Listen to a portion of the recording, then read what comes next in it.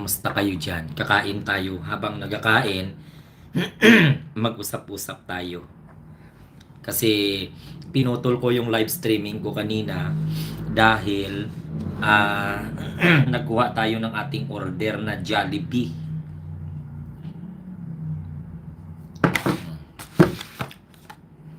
Sige nga, ayusin natin ito.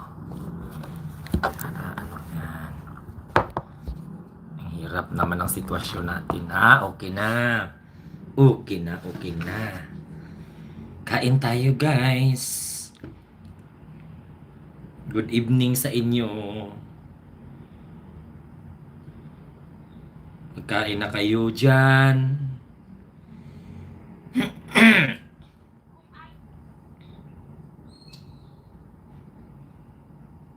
Ano ba to?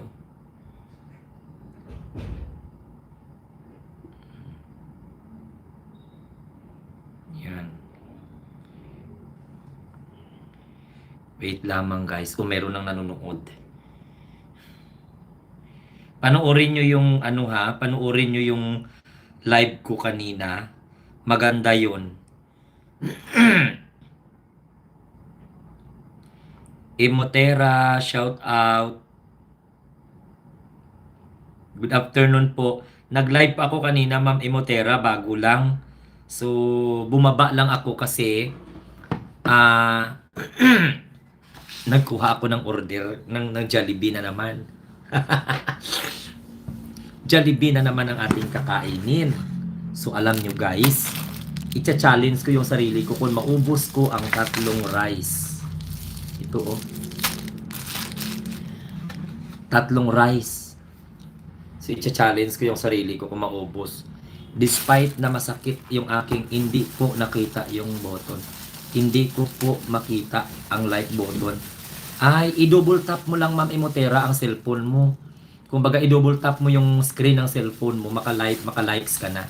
Subukan mo daw, i-double tap. 'Di ba screen ng cellphone? Ganituhin mo lang, double.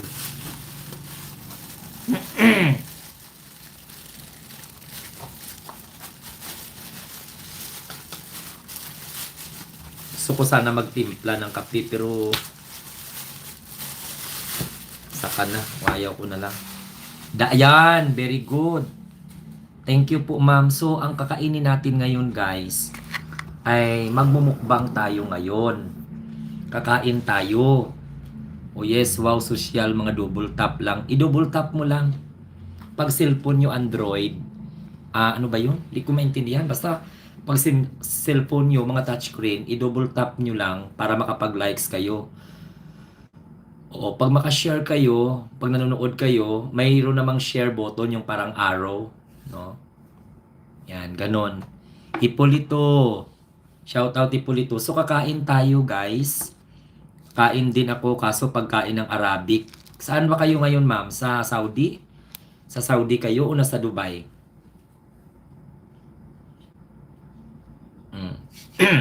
Ang kanin ko, 3. Yan, kasi nabitin ako kahapon ng kanin ko na 2. So, ang order ko is 3. So, 1, 2, 3. So, 3 kanin. Tapos, 2 gravy. Binigay nila. So, okay na din ang aking mineral water na mayroong Korean or Japanese.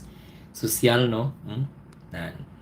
Or de pwede din itong Summit Nature Spring. Pero hindi ito sponsor hindi ito sa Riyadh, sa City of Canel. So, hindi ito sponsor ng Jollibee ha. Baka mamaya sabihin nyo sponsor ito ng Jollibee. Hindi po ito sponsor ng Jollibee. Ito po ay binili po. Kaya hindi po sponsor. Nakuha ko na yung Jollibee Nakuna ako, kainin ng Jollibee hindi maubos. Mahina ako kumain. Kaya hindi ako nataba. Sabi nga ng viewers ko kanina, pumayat na daw ako. Kasi grabing tipid dito sa Manila. Ma'am, alam mo na. Ito 1, 2, and then 3. So, magmumukbang na naman tayo habang nagkakwentuhan. Ayan ha. Kwentuhan. So, dalawa lang muna. Kasi baka hindi maubos ba. Pero pipilitin ko at sasisikapin ko. Kaya lugi ako kapag unli mukbang ang pupuntahan. Yung mga buffet ba yon? Yung mga unli rice? Sa Mang Inasal, masarap din magkain ng Mang Inasal. Ang problema naman sa Mang Inasal, sobrang laki ng kanilang mga manok. Malaki ang kanilang mga manok.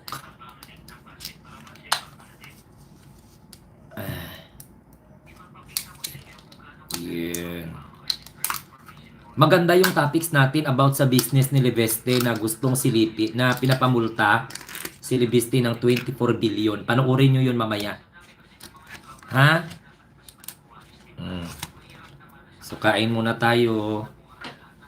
Inaya lang na kain tayo ng ng Jollibee. So habang nagkakain tayo, magkwento-kwento. Si PBBM ngayon, nasa UAE. Parang nasa Abu Dhabi. Ang Pangulong Bongbong Marcos. At magandang balita naman ang ihahatid. Yan ay oo, sinabi ni Ombudsman yan. Hindi lang si Ombudsman. Meron talagang hindi nabayaran ang company ni Leveste sa Department of Energy amounting to 24 billion.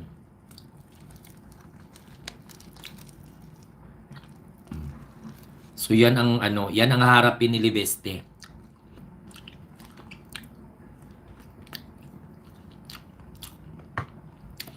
Munyos, bakit tinatawag mo ako na madam? Gusto mo sipain kita sa channel ko? Tanggalan kita ng blue badge.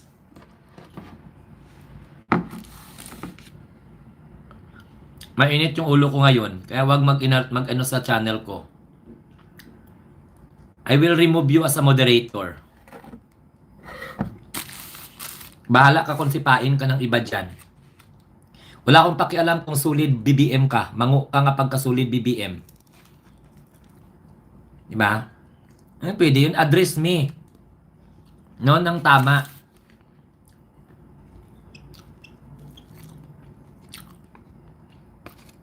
Naka-blue badge ka, ha?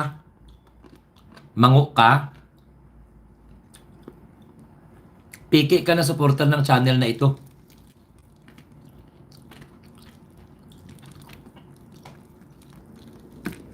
Kung gusto mo na respetuhin kita dyan, kahit hindi kita kilala, umayos ka ng pag-address mo sa akin.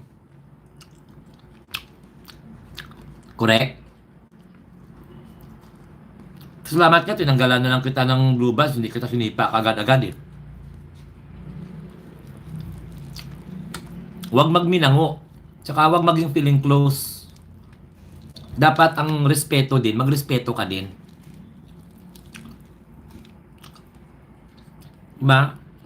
Matagal ka na nanood sa akin dito, pagkatapos i-address mo ako ng madam-madam.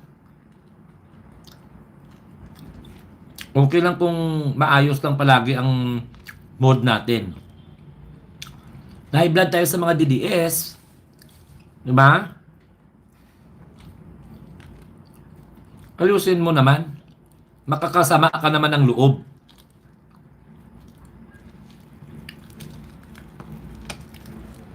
Ngayon, ako pa ang walang karapatan mag-tampo or whatsoever.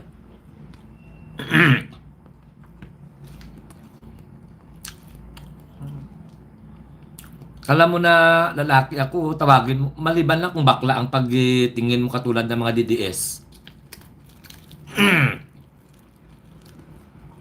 Magrespeto kayo kasi ako, kahit hindi ko kayo kilala, grabe po ang pagrespeto ko sa inyo.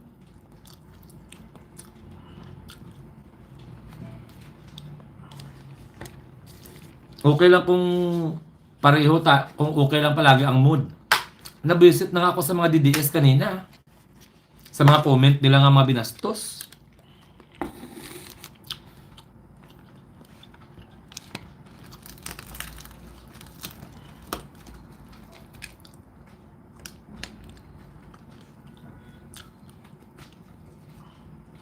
Shout out po. Ano na lang sabihin ng mga DDS na makabasa? Hinahayaan ko kayo kahit ganun.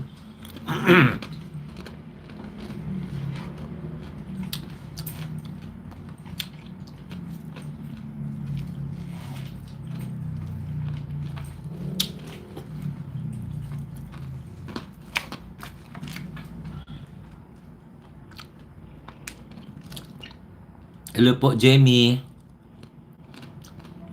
Lidwina Peña. Nagsulit ka, tatawa-tawa ka pa. Alam mo kaya ugali ko, ma'am.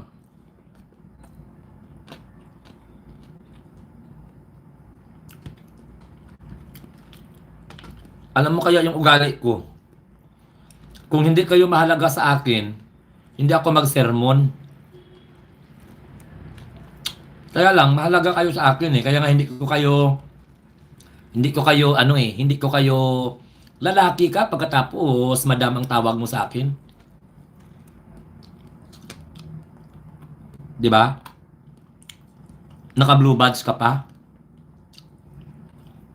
Hello, Master Jesse, shout out.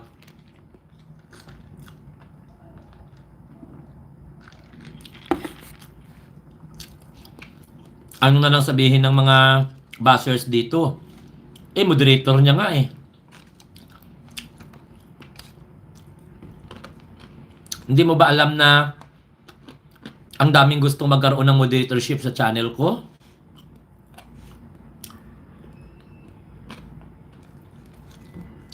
Hindi ko lang ginabigyan? Alam mo kaya yung patakaran ko, magbigay ako ng jacket, magbigay ako ng moderatorship. Bira lang kaya ako magbigay ng ganyan.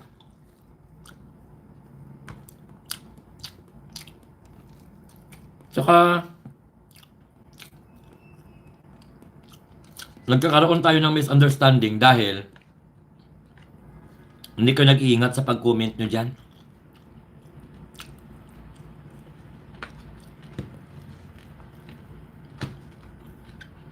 Mga minamahal ko kaya kayo ng mga subscriber.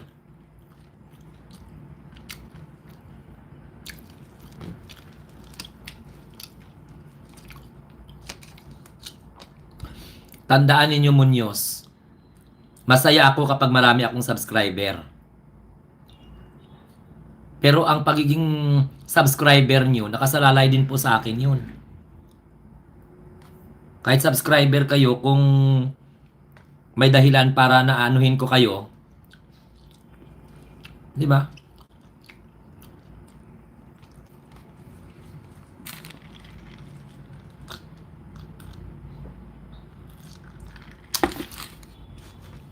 Sudan ko, Ma'am Asuncion, oh. Isang Jollibee. Jollibee ang ulam ko, oh.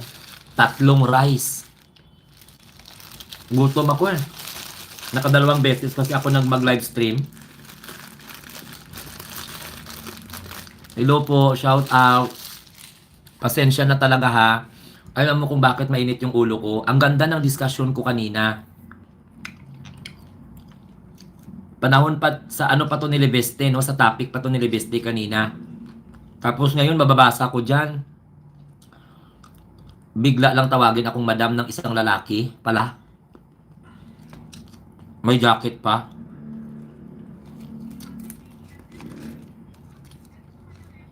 Okay sana kung feeling close tayo.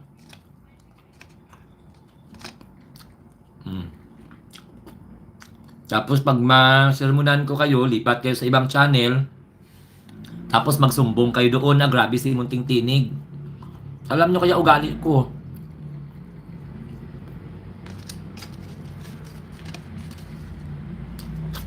Nakakadismaya yung mga ganon.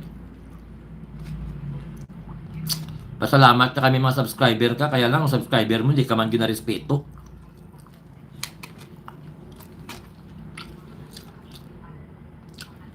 Do mga DDS man ang mga ugali. Parang katulad kanina. Alam niya na nag-discuss ako about kay Liveste. Biglang singit niya sa live ko na puro na lang daw kuno Duterte ang topics ko. Pero solid BBM supporter siya. Solid BBM supporter siya, pero ang comment niya kanina, puro na lang daw Duterte ang topics ko. Pero ang topic ko hindi si Duterte, kundi si Liveste. Oh. Siya lang yung alam ko na loyalista ko, no, na sinusuway ang mga komentaryo ko laban sa gustong pabagsakin ng presidente. Kaya dapat daw, instead na puro Duterte ang ibablog ko,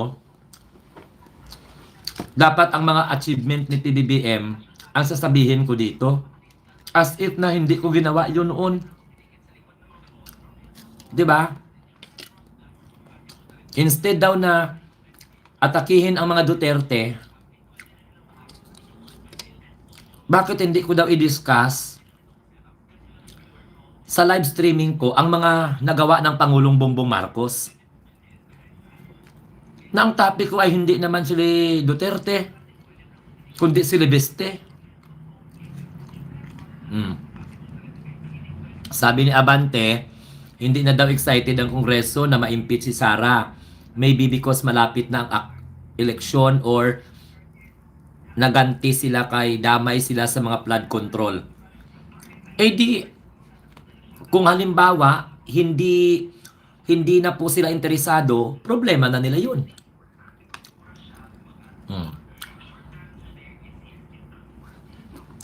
Problema na nila yun. Kung halimbawa, sa tingin nila, hindi sila magsasampa ng impeachment or hindi na sila interesado, nasa kanila na yun.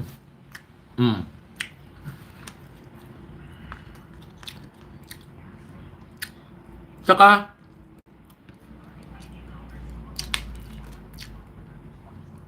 hindi natin hawak.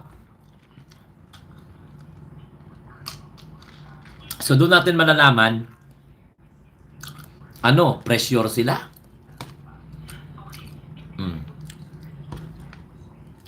So, pag halimbawa, hindi ma-impeach si Sara Duterte, ayaw nila. Hello po, Denny Sanes. Jollibee po. Jollibee po ang ulam ko. Malayo pa naman. Baka siya lang yung hindi interesado, si Abante.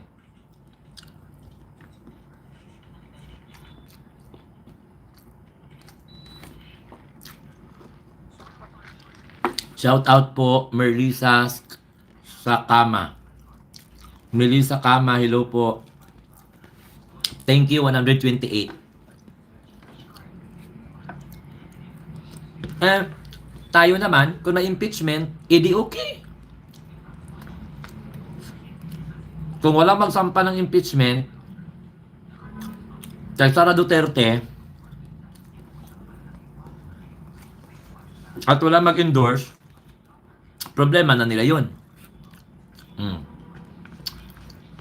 Pag may ma-impeach pag may mag-file ng impeachment case laban kay Sara Duterte, laban kay PBBM, i-entertain nila.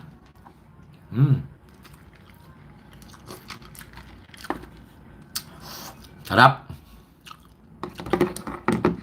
Kasi mag-file daw ang Makabayan Black kaso boto magawin tiyak din naman ganun kadami ang magiging boto like before na speaker. Wala namang problema sa dami. Ang importante, makuha mo yung 1/3. Oh.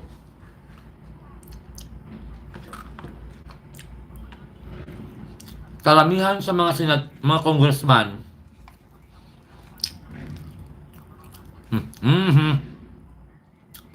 karamihan sa mga congressman,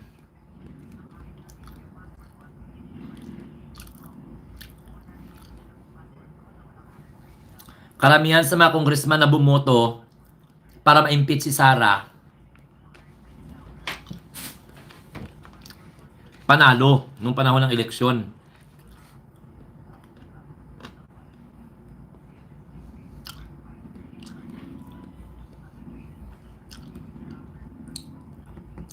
So dahil nagustuhan ng tao ang mga kanilang ginagawa.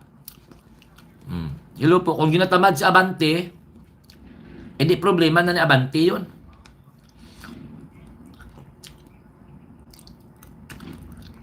Lionheart Blue, shout out.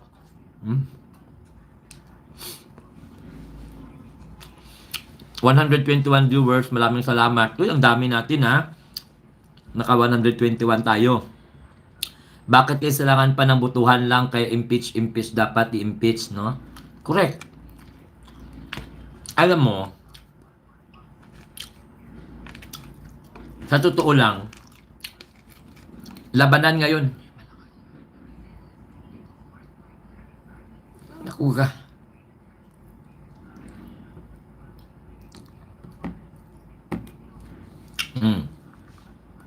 Hello po, Arlen Tobias. Good afternoon po. Kay Jezreel Rabaha.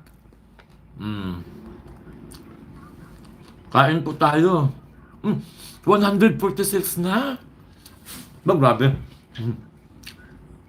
Biyahe muna pa uwi. Nood na lang mamaya ng replay. Sir, ingat po ha. Sir, 2025 ka pa nanonood sa akin. Kailan ka pa nanonood sa akin, sir? 2025? Marunong ka pala magkamay, sir. Sana hayaan na lang nila si PBBM na tapusin. Hindi nila hahayaan si PBBM na matapos ang termino. Alam mo kung bakit? Nabisto po ang kanilang mga kabulastugan. Anong mabuunan? Mabulunan. Kamango man sa imo Cleo, oy. Nagdasal ka, mali-mali pa. Dapat sabihin mo, mabulunan ka sana.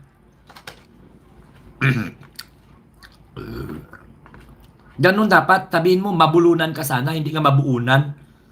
Gakumin ka lang dyan, mali-mali pa. Paano kaya marinig na yung dasal mo kung mali-mali?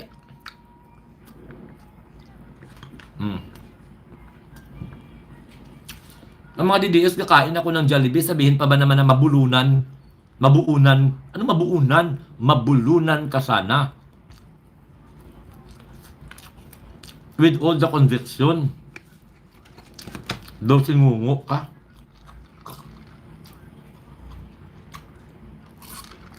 Vera Caldwell, hello po. Sana wag lang maalis si Tito Soto. Actually, pinag-iisipa. Alam mo, ang oposisyon ngayon sa Senado, wala na. Ang minority.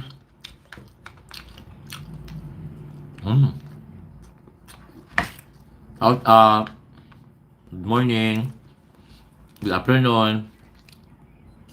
Good evening. Yung mga DDS talaga na ito, mga panulay talaga, no? Imagine, nagkakain ng tao, ginapagdasal nila na mabulunan. Kung mamatay ako sa pagbulun-bulunan, may piso ka mo? Hello, Ma'am Nida Rodilia. Kay VMB Ramjay, hello po. Good PM. Sipin mo ang mga DDS, nagkakain lang ako, pinagdadasal nila ako na mabulunan daw. Tagilid na oposisyon sa Senado, puro sila sabit. Correct. Si Bato de la Rosa nagtatago. Si Jinggoy at saka si Joey Villanueva, posibleng makasuhan. Si sino pa ba? Si Bungo. This 2026, baka lalabas ang waran. Kasi lumabas na yung waran kay Bato de la Rosa eh.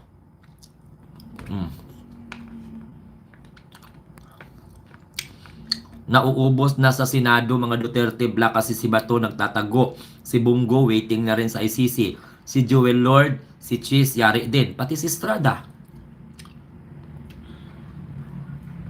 Diba? Oh, nako. The boat is sinking. Yan kasi napapala nyo. Kaya kung ginsapar ninyo ang inyong political career, diba? Imbis nga, mga mangugid, Sobrang nila kaluyal kay Bato de la Rosa, kay Digong, napapahamak sila. Oh. Nasa serbisyo pa naman sila. Siyempre ang tao, mag-iisip talaga yan. Anong klaseng senador yan? Sumusuporta sa kriminal? Oh. Diba? Hmm. Correct, Ma'am Merly. Bubo talaga, katulad ni Bato. Si Ruben. Akala mo si Ruben Padilla makakaulit pa yan? Hindi na. Si Amy, akala nyo mananalo pa yan? Hindi na. Muntik na nga hindi nanalo eh. Balita ko, bumabaliktad na si Go kasi alam na mga delikado na siya sa ICC. O, di sila close kay Sara. Si Bongo, ang grupo ni Bongo, yan ang grupo ng mga loyal din kay Digong. Na kung saan, ayaw kay Sara. So kung mayroong personal na ambisyon si Bongo, hindi naman ipapaalam yan sa kampo ni Sara Duterte. Tama?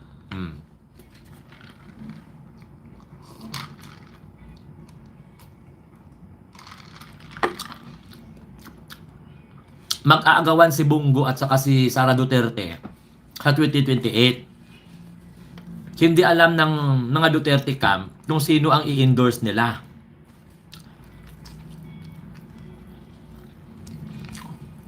Kasi si Sara hindi naman gusto si Bongo. Kasi nung panahon na presidente si Digong, hindi man makalapit si Sara sa Malacanang. Hinaharangan man.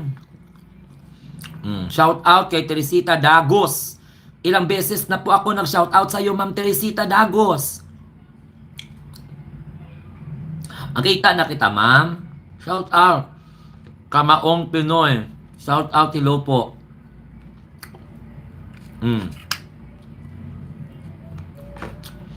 Sir Glenn, thank you. Nabusog din ako. Sabayan kita sa sarap mong kumain. Uy, Ma'am.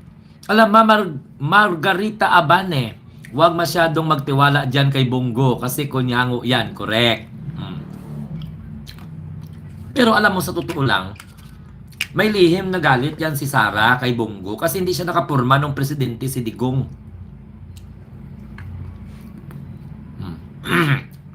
So ngayon, ang mangyayari dyan, maging balimbing yan si Bongo. Maniwala kayo.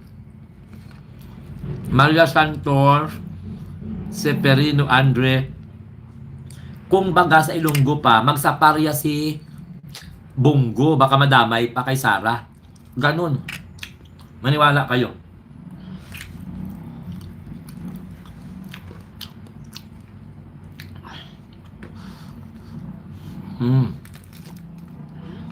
Kahit masakit yung ipin ko, banat. News Puli, hello po. Good PM, my friend. Yeah. Marian. Anochia, hello po, good evening. Crisanto Malonzo. Yummy. Ang sarap ng kain ko. Naubos ko. Hayop yang si Amy. Ngayon lang ako nakakita ng ganyan kawalang hiyang kapatid. Masunod lang ang political agenda. Hayop pa sa hayop. Ginoo ko. Ang hirap man. Dapat mag-sponsor kayo ng mga pagkain ko. 'Di ba? Para habang nag-live stream ako, gakain ako para sabayan ninyo. Tingnan mo si Amy, may stiff neck. Hindi makalingon sa kapatid niya. Hindi pinansin ni Amy si Irene. Alam mo kung bakit? Matunog ang pangalan ni Ma'am Irene ngayon na tatakbo. Napatatakbuhin bilang Pangulo. So mauungusan na naman siya. Kasi ganito po yon. Close po si Ma'am Irene kay Pangulong Bongbong Marcos. Pero si Amy, nagpo-project na siya yung parang nagtayong tatay sa pamilya nila. Yun ang image na gustong itatak ni Aimee sa utak ng mga tao. Ading kay PBBM. Tapos, kuno binabantayan, yun pala sinasaksak na sa likod.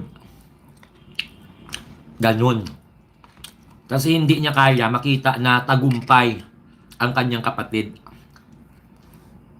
So, lalo na ngayon, matunog ang pangalan ni Ma'am Irene na napupusuan na sana tumakbong Pangulo sa 2028. Anong isisira nila kay Ma'am Irene? Wala. Diba? Wala silang ipupukpok sa kay Ma'am Irene. Kaya kung lumating man ang panahon ng eleksyon na si Ma'am Irene ay tatakbo, sisirain at sisirain nila.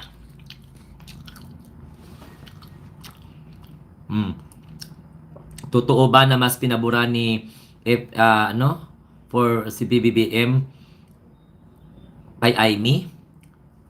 Hindi natin alam kung ano yung history, no? Pero dapat anong klaseng pabor? Pabor ba sa kayamanan o ano? Sila na yun, problema na nila yun. Kung anong klaseng pabor.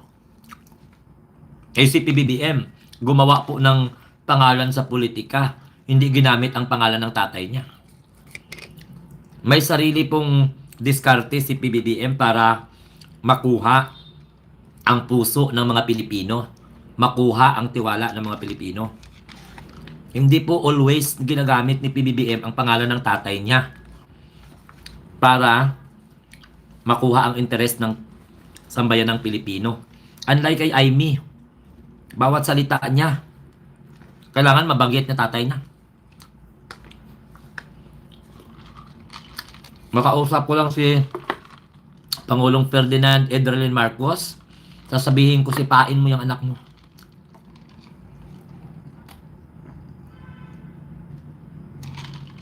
Di ba?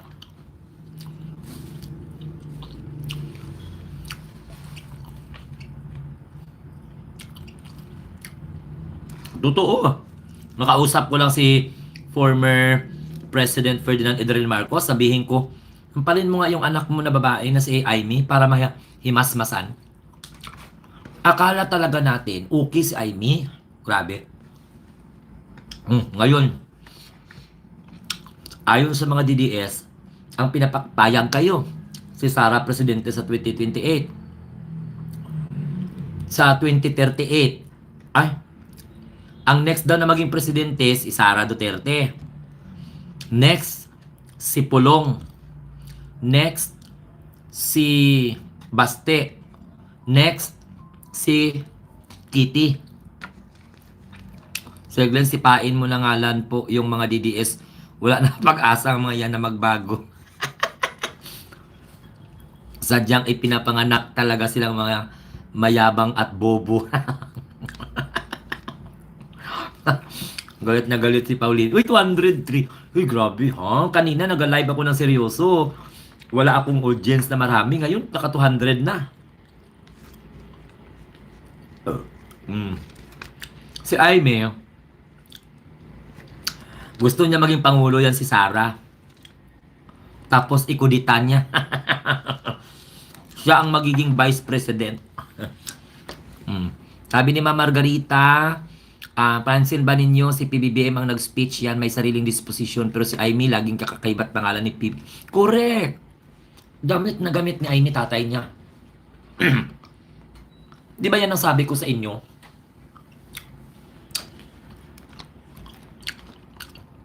Hindi makapag-speech si Aimee ng kanyang political speeches without mentioning her father. Siguro kung malakas pa yan si Madam Mildy, hindi magkagaganyan yung Aimee. Correct. Pero, hindi na lang, wala ka alam siguro si First Lady. Kaya mabuti na lang na walang alam si First Lady.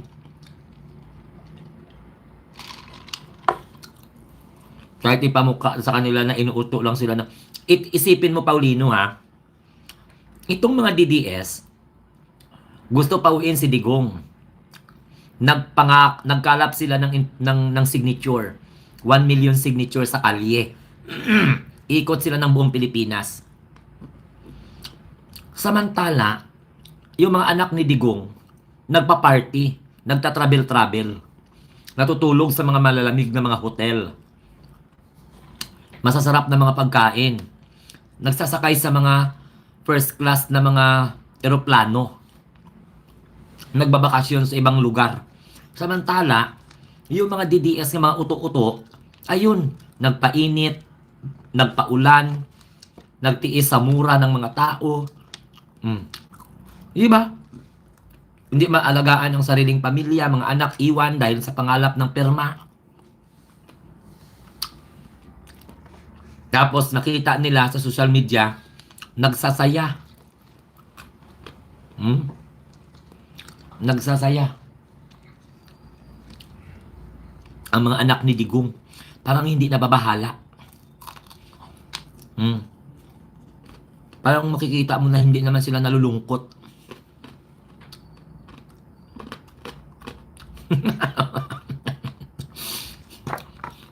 Correct, Vicente. Mataas daw ang rating ni Sarah. Pero, hirap sila makakuha ng 1 million signature. 1 million na hirapan sila. Di ba 32 million ang bumuto kay Sarah? Di ba? My God. Por Diyos por Santo. Yung iba nga tumatanggi na eh. Baka anuhin yung perma nila. Mantakin mo yung perma, kukunin mo.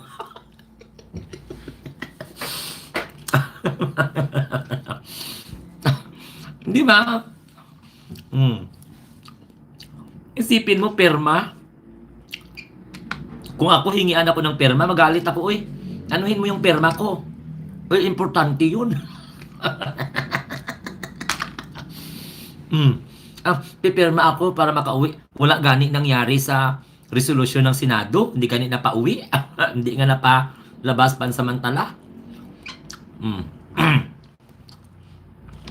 Do mga alinganga, with all that, pirma pa. Diyos ko, nagpaputol pa kayo ng mga utin nyo dyan at saka nagpabihak ng mga putay nyo, pwede pa.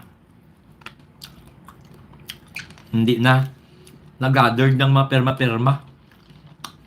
1 million. Dito 2 millions ang naboto. Tapos 1 million, hirap kayo makakuha. Di ba? Kahit nga siguro taga-suporta nyo, hindi magpirma.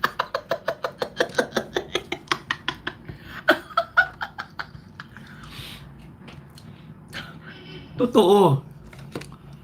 Mamarian, ma'am,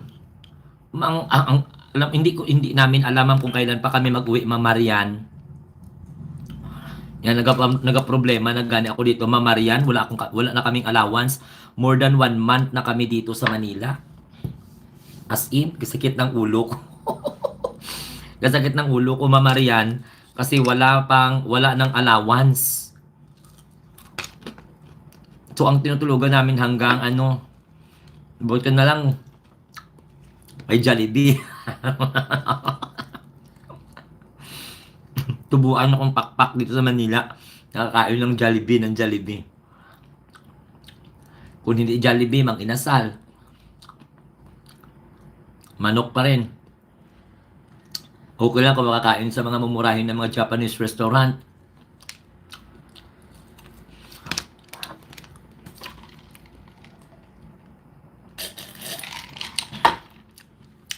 Wala pa kasi, ma'am. Inihintay pa kasi, Ma'am Marian, yung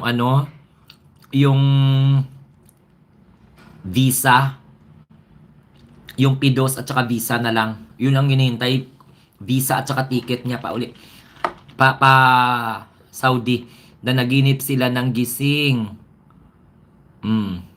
Yung nga, as in, sa totoo lang, Sir Paulino, nagalingin ng ulo.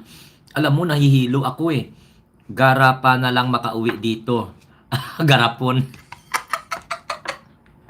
Garapon na lang ang makakauwi. Hindi na talaga makakauwi. Falsehood po talaga yun. Falsehood yung sinasabi na makauwi. Hindi na makauwi si Digong. Papayag kaya ang Pilipinas na makauwi? Gulo kasi pag makauwi si Digong dito. Totoo. Maniwala kayo. Akala nyo kung hindi giskartihan, hindi nadala si Digong sa dahig. Lalaban po ang mga kanilang mga supporter dyan.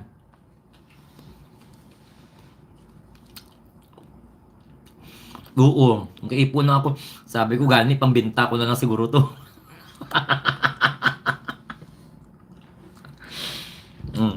Hindi po makakalabas. Alam mo kung hindi maganda ang plano ng pagkahuli kay Digong, kung nakauwi ng Davao si Digong, hindi mo makikita yon. Manlaban po yung kanilang mga supporter.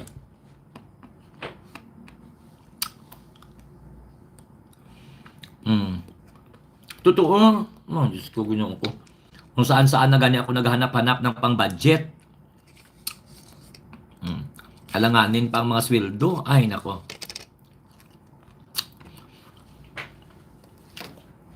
One day, one eat na lang. Tapos sabihin pa ng mga DDS, bayaran daw, bayaran.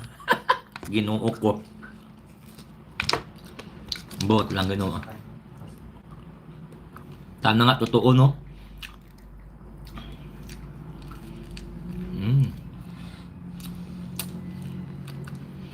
Isipin mo ha, close-minded sila.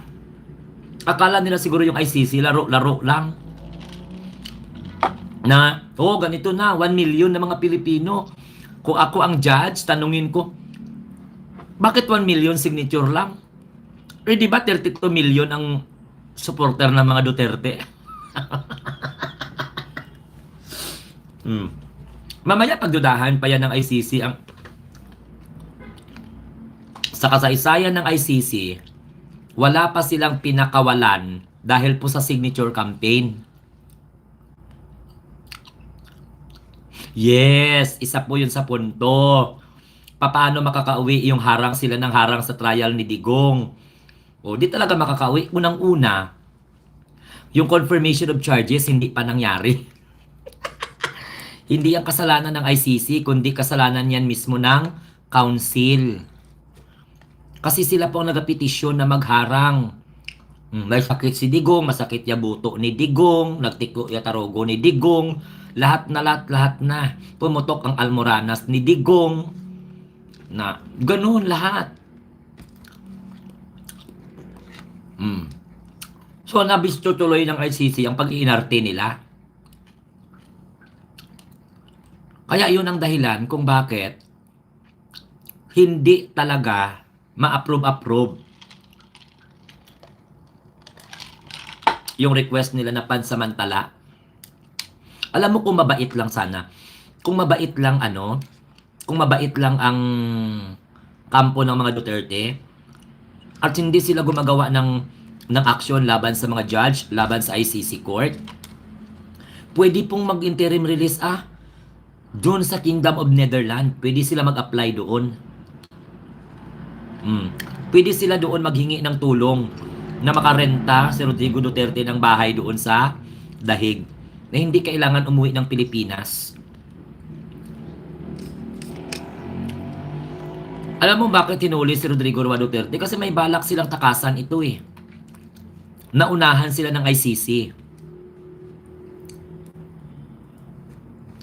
Naunahan sila ng ICC.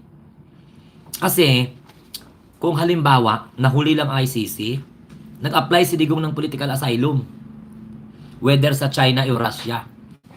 So, paano pa makuha ng ICC doon si Digong? Diba?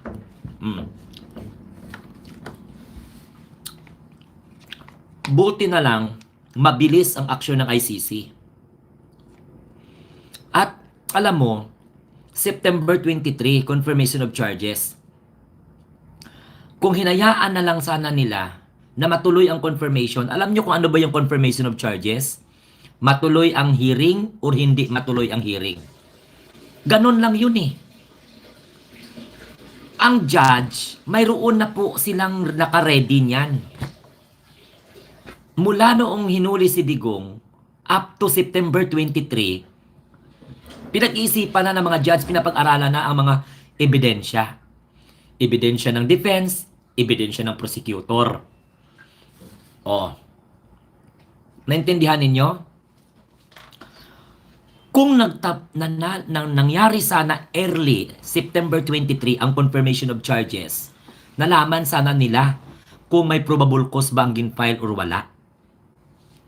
Kasi dalawa lang yan eh. Either ipatuloy ang hearing or hindi. Then magpupunta sa appeal chamber. Ang una dyan is pre-trial chamber.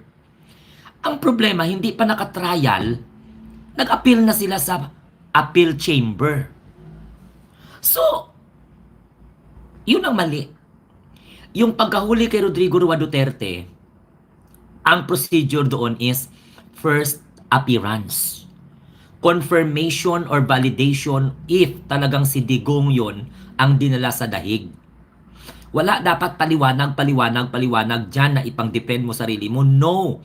Kasi i-depend mo yung sarili mo doon po sa confirmation of charges. Isasubmit mo yun sa pamamagitan ng affidavit. Ang problema, ang galing-galing nila na abogado, hinarangan. Kay marami. Dapat nag-go with the flow na lang sila.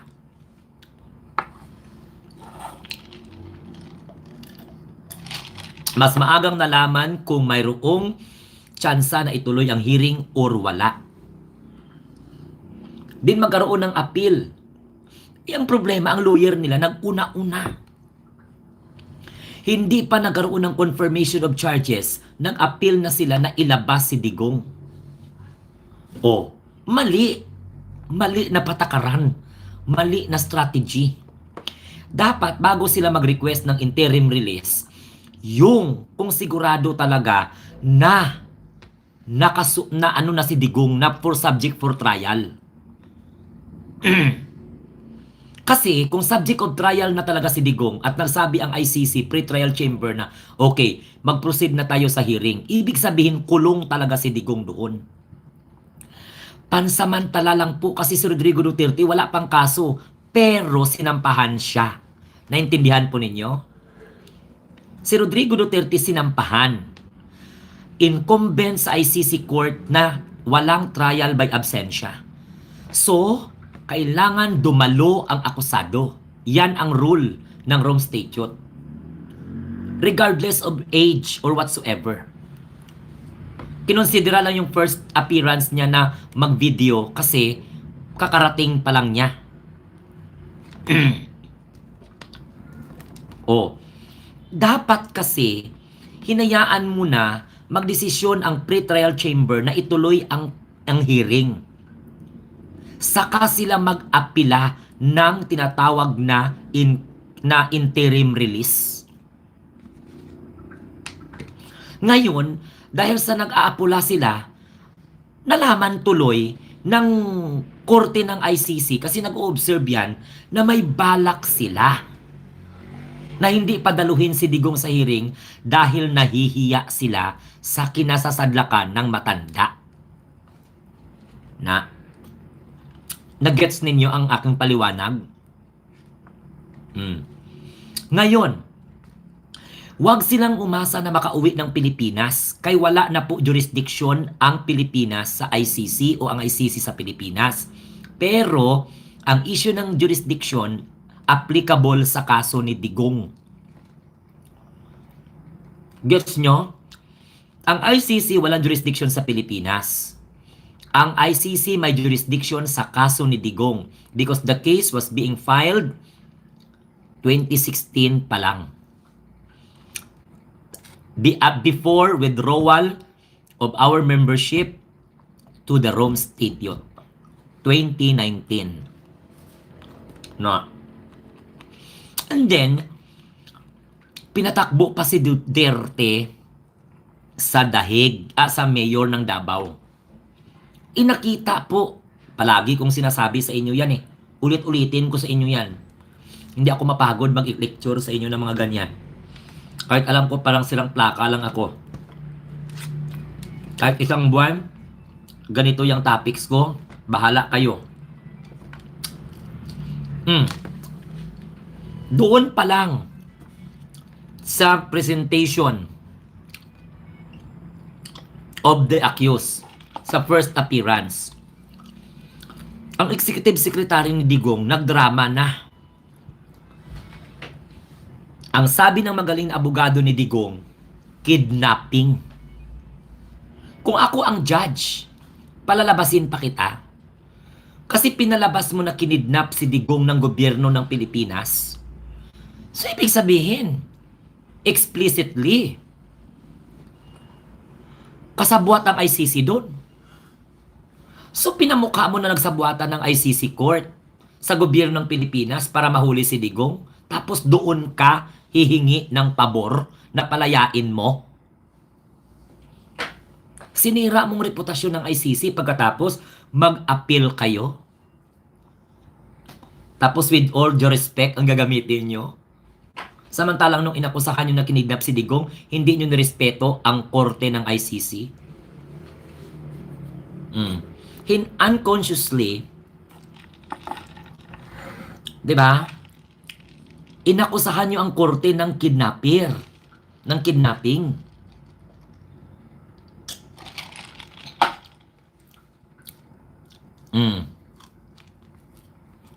Tapos sabihin nyo nagsabuatan. Tandaan po ninyo, panahon pa lang ni Digong may kaso na siya. Hindi pa Pangulo si PBBM.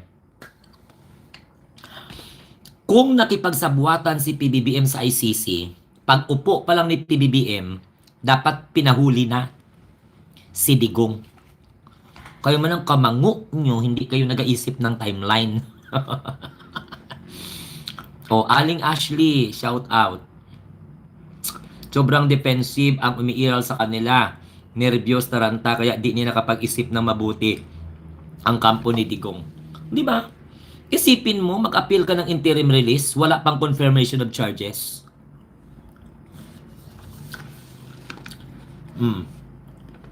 Tapos naghalata na karali ang iba. Pati ilalim ng dagat, nag-bring home Tatay Digong sila.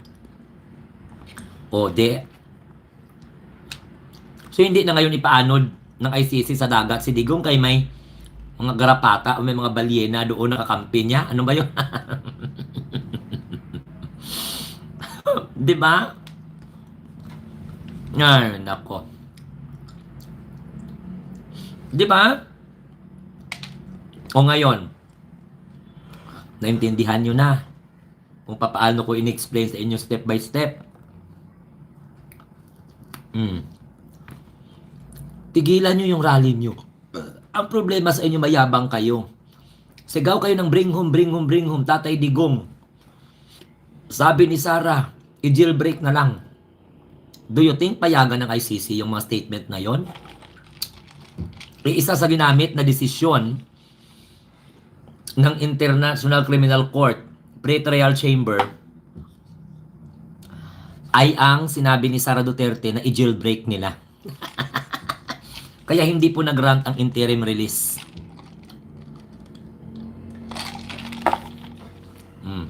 Mga didilis kayo, ang mga bangag, wala kayo sa tamang pag-isip. Basta DDS Sir Glenn, mayayabang lang, wala laman. Di ba? Dapat kasi, hindi sila nagrarally, hindi nila pinapakita sa ICC, nakamonitor kaya yung ICC. Dapat hindi nila ipakita sa ICC na powerful pa si Digong sa panaginip nila. Ngayon, mag-expect kayo na pakawalan si Digong, tapos gawin siyang opposition, at magiging dahilan na magkaroon ng civil war sa Pilipinas? Hindi papayagan ng ICC yun. At ang kasong isinampa kay Digong, hindi po basta-basta. Crime against humanity.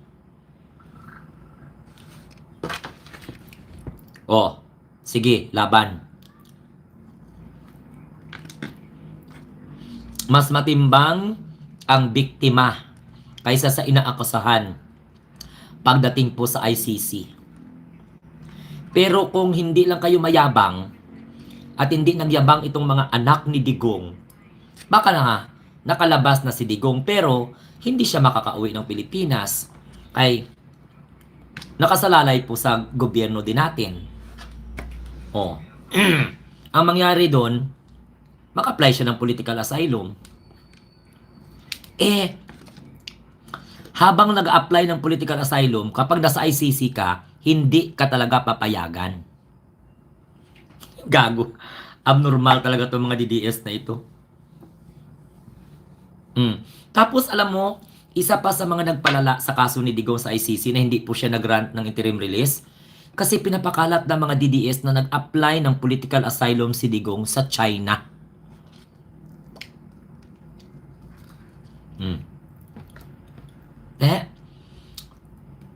Habang nag-request ka ng interim release, nag-apply ka ng political asylum, dapat hayaan mo ang bansa magsabi na willing kami maging third party.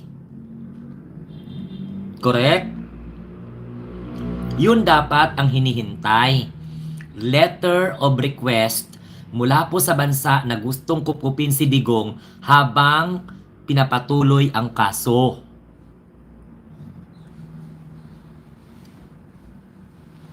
Maawa na po kayo. Wala na akong kinakain, buto na lang.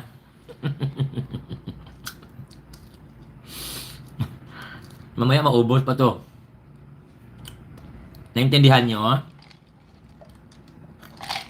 Tapos, isa pa, nakasama pa talaga yan, yung sinasabi nila na gusto nila maging pangulo pa si Digong.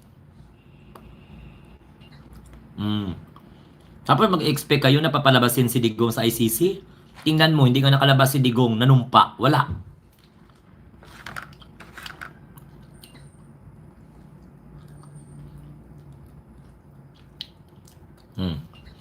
Tapos ang mga DDS na mga nag-comment dyan daw mga tingkuling.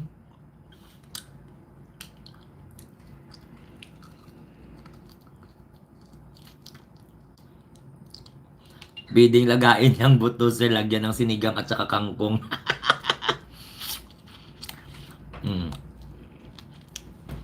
Ako, dinadaan-daan ko pa sa joke yung explanation ko, ha. Kasi, kung sinersuhin ko nga discuss, nagsakit na yung ulo ng mga DDS. Ang masasabi ko tungkol sa pag-impeach kay PBBM, karapatan po yun ng kahit na sino. They can file any time. Wala pong problema yan.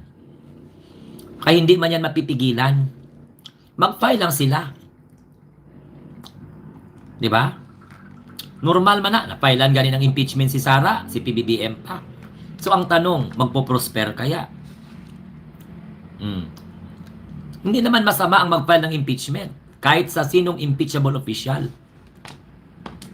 Sisiguraduhin nyo lang na maging matagumpay kayo at may form and substance. Ganon lang yon. Wala namang pinagbabawal. As long as you are impeachable officials, anytime pwede kang sampahan ng kasong impeachment para matanggal ka sa pwesto. Pero siguraduhin lang na mag-file ng kaso ng impeachment na mayroon pong tinatawag na form and substance. Kasi pag walang form of substance upon determination, it will not proceed to the plenary. It will not proceed to the trial.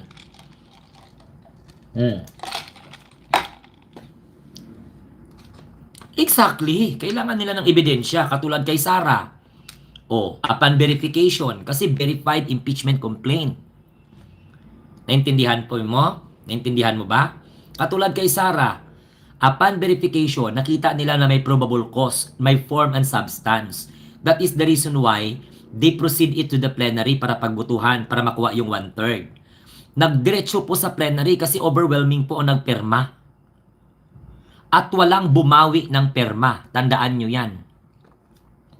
Sa lahat ng kontrobersya, walang congressman ang bumawi o nagbawi ng perma nila.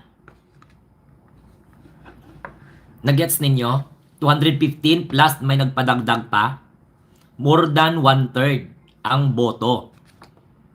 Kasi dalawang process po yan eh. Kasi pag mag-file ka ng impeachment, dadaan ka mismo sa Committee on Justice, sa House of Representatives, para titingnan doon yung form and substance. Pagbubutuhan po ng miyembro ng Committee on Justice yan sa House of Representatives. Kailangan i-endorse po ng isang congressman yan sa plenary. Oh, anyone can file an impeachment complaint. Pag once na nag-sign na po ang mga ang mga congressman, bahagi na po sila sa kaso. Sila po ang complainant. Naintindihan nyo? Then, the Congress will choose panel of prosecutor. Pwede rin silang mag-seek ng tulong o assistance sa private prosecutor. And then, ang mag-serve as impeachment court is ang mga senador. From Committee on Justice, pwedeng idagdiretso sa plenary pag nakuha na yung majority votes, overwhelming majority or sobra pa sa 1/3. Then, itra-transmit po yan sa Senado. Pag nahawakan na po ng Senado, i-archive yan. I-business yan. No? Order of minutes nakalagay po yan.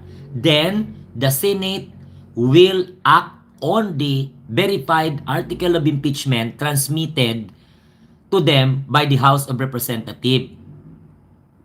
Ang Secretary General. Ngayon, mag-convene ang Senado bilang impeachment court. At agad-agad, yan yung tinatawag na forthwith proceed. No question. Because the mandate of the House of Representatives is to file, determine, di ba? Transmit, ginawa nila yung trabaho nila. Binerified nila. Ang Kongreso, ang Senado, try and decide. Wala nang paligoy-ligoy pa. So, hindi na dapat pagdebatihan yung forthwith proceed. So, natalo ang article of impeachment sa Senado because technicality ang nilaban nila. Which is dapat hindi sila nag-decide na i-archive habang hindi pa nagdesisyon ng Korte Suprema ng finality. The decision of the Supreme Court to declare the impeachment of Sara Duterte unconstitutional unanimously executory but not final. Why? Because they entertained the motion for reconsideration ng House of Representatives.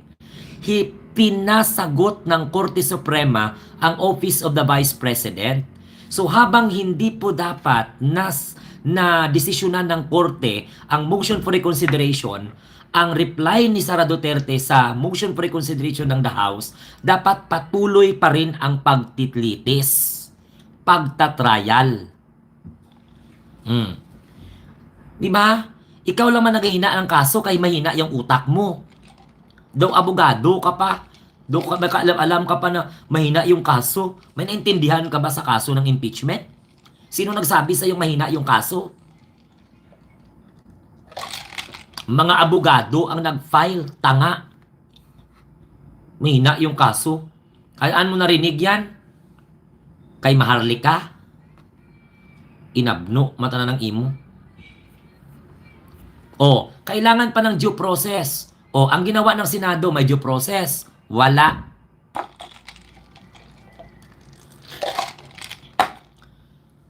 Isipin mo.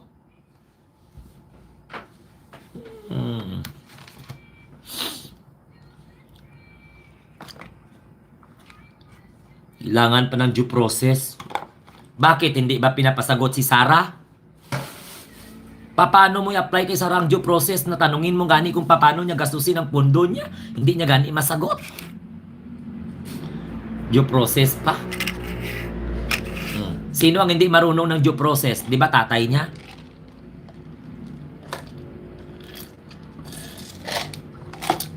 Nung pinatay ang mga pinatay ang mga adik ko, no?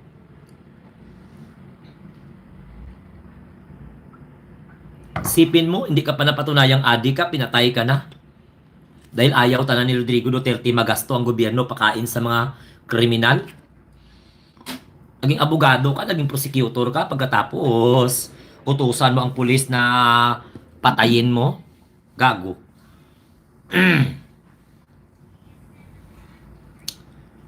Top bet, Cervantes, Alexander, hello, Rolly, Tobias. Kaya natingga ang impeachment. Natingga ang impeachment dahil gusto talaga nilang hindi mag-proceed.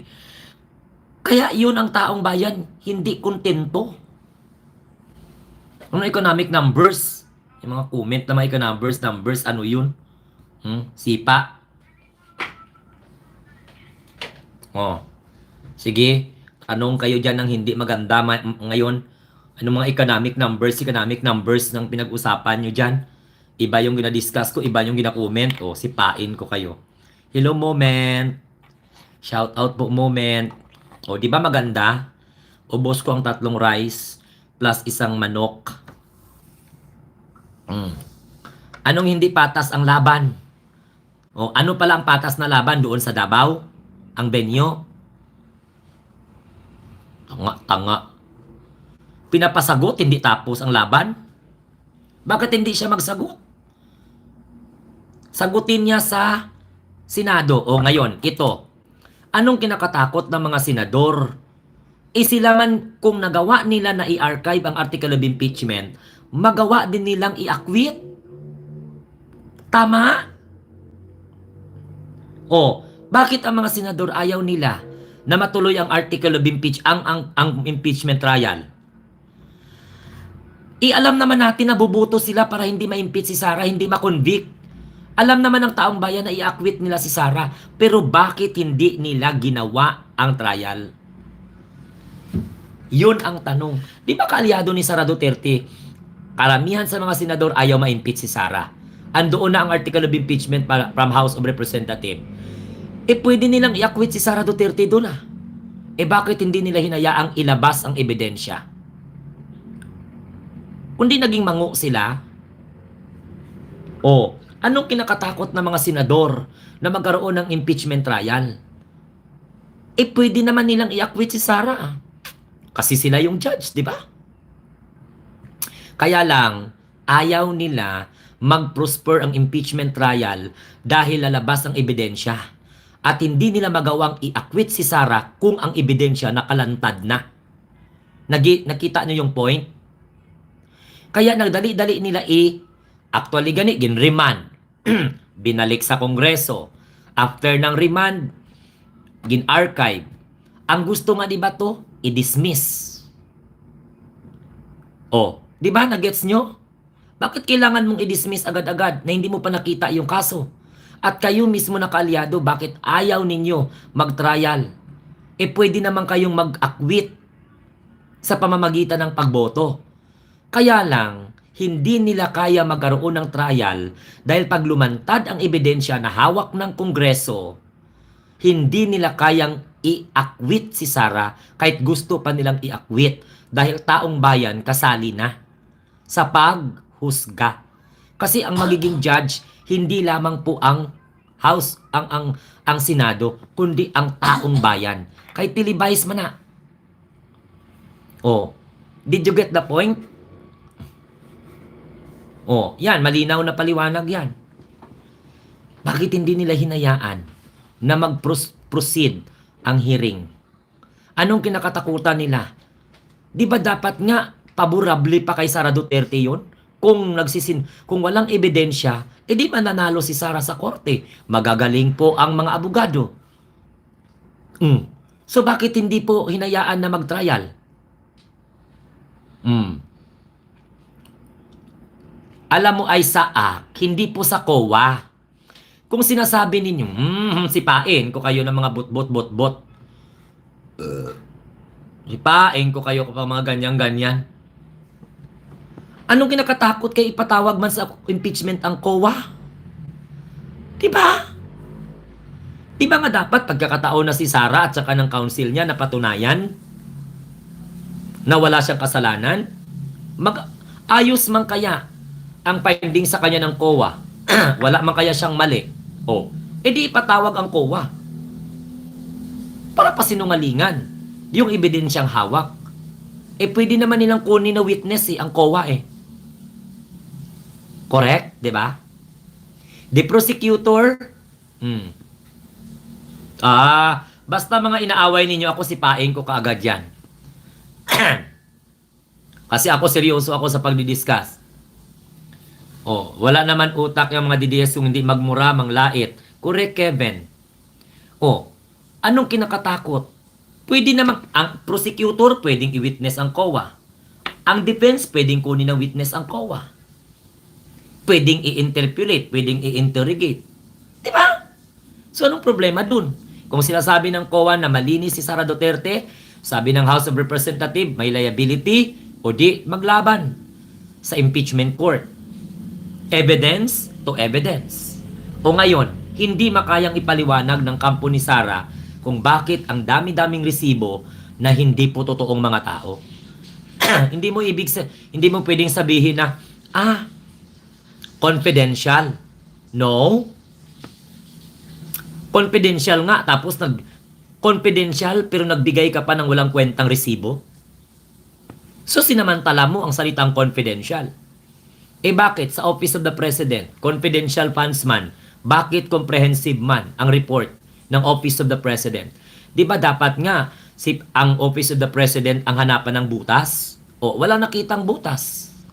Kay comprehensive, kahit confidential, detalyado kung sinong nakareceive ng pera mula sa confidential funds. Huwag niyong gamitin ang salitang confidential funds kasi confidential. Wala po yun. That is irrelevant argumentation. 'Di ba? That's a unsubstantial proposition. Don't use confidential at confidential per se. Titingnan mo. Mayroong precedent. Mayroon pong ang Office of the President. Bakit wala mang problema sa confidential funds nila? Kaya nga nabigay ang pondo ng Office of the President, di ba? Sa Office of the Vice President, alangan bigyan ka lang ng pondo. Hindi mo titingnan ito. Pareho lang naman silang may parliamentary courtesy. Pero dumalo gani ang ng maayos. Di ba? Ay, nako sa inyo. Magpaturo muna kayo sa attorney nyo, mga DDS, masyado na bulgar ang paging inutil nyo. Tangin nyo, attorney nyo, bakit umiiwas si Sara? Yes! Alam mo kung bakit? Ito lang ang gusto kong ipaliwanag. Kung inosente si Sara, walang kinalaman si Sara sa korupsyon sa kanyang intelligence funds, maayos ang review sa kanya ng COA despite of notice of disallowances, bakit natatakot kayo? The defense can summon, can interrogate the COA representative. At anong kinakatakot nila na hindi magkaroon ng impeachment trial si Sara noon? Pwede nila yun after 2 days, 3 days, or 1 week na hearing, pwede na kaagad sila mag-suspend. Pwede na kaya kaagad sila magbutuhan. Kasi ang impeachment trial, wala po sa araw yan. Wala pong limit yun.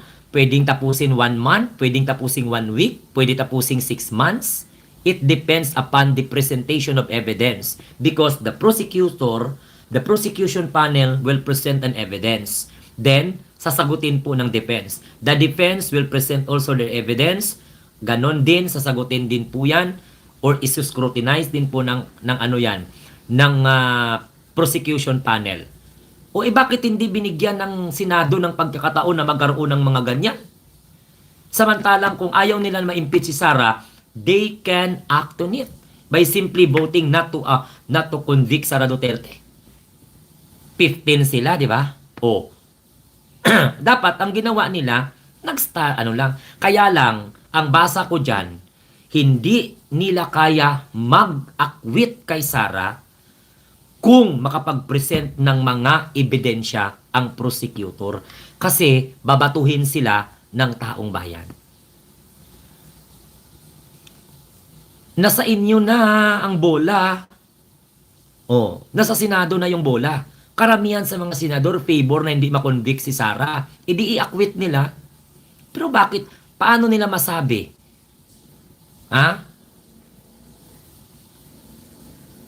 Na ayaw nila. Di lalo silang hinusgahan ng tao. Correct? Favor na favor kay Sara yun. Lalo na kung wala silang kasalanan. Ay naku, kadali lang mag-acquit. Umayos, Inak Kathleen, umayos ka.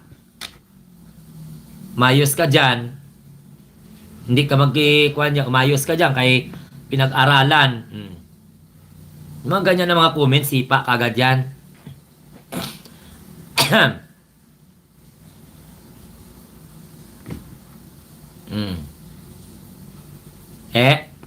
Kita mo party mo? Saan na po yung boto ni Sir Glenn ng wala na, naubos na.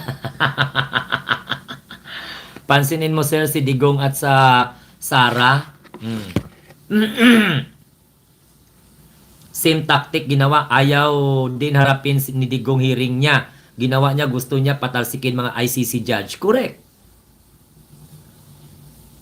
Hindi umubra. Try, shout out. Hindi umubra.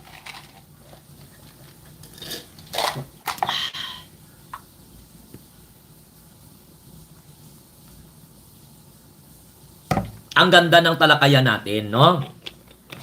Alam mo, gustong-gusto ko ng mga ganito eh. Huwag kayong mag-alala guys. Naka-ready yung gamot ko sa high blood. Sa mga DDS. Same tactic ang ginamit. Kita mo patalsikin. Isipin mo, paano ka papaboran kung pinapatalsik mo ang mga judge? Bigyan mo pa ng problema ang International Criminal Court dahil lang sa'yo. Magpipetition ka para tanggalin mo, mag-inhibit ang mga judge. Tanga ka ba? Anong klaseng defense yun? Naka-ready po yung gamot ko sa mga high blood. Pag na high blood ako, iinom ako kagad. Naka-ready naman dito yung telepono ko para sa pangkalawakan. Kaya tatawag lang ako para hanapin ang mga bobo ng mga DDS. Naka-ready ako dito, nakatelepon naman ako. Nakalink naman dito sa mental hospital. Tama? Kung ma-high blood ako sa mga DDS, daya lang ako. Magpatawag ng ambulansya. Ready ako. Nandito naman yung tubig ko. Nandito naman. Diba? Gusto ko magkape. Pag-inom ako ng kape, marami naman akong kape. Isipin mo, ang defense, ipa-inhibit mo ang mga prosecutor, ipa-inhibit mo ang judge, gago ka ba? Bubo. That's a worst strategy. Napaka-worst. Kung ayaw nyong gumana, baka wala na power yung baterya ninyo. Gusto ninyo, i-remote control ko kayo? Ay, nako, Santissima Trinidad. Patawara. Mga DDS ito. Kaya nga hindi kayo nakakapag-comment ng maayos dito kay mga manguk-mango kayo. Pinaaral kayo ng mga magulang nyo, bugok kayo. Kako magulang nyo. Nakatikim kayo ng Crayola at saka eraser, at saka lapis ng Monggol. Kung ganun lang pala kabubo. Kung saan kayo tumanda, naging manguk kayo. Libre po ang pag-aral. Ang dami na po ngayon. What I am doing, I'm teaching you. Salamat kayo. Nagpasok kayo dito. Wala kayong bayad sa teacher nyo. Pwede kayong makinig. Hello po Ate Beth. Shout out po. Makinig kayo.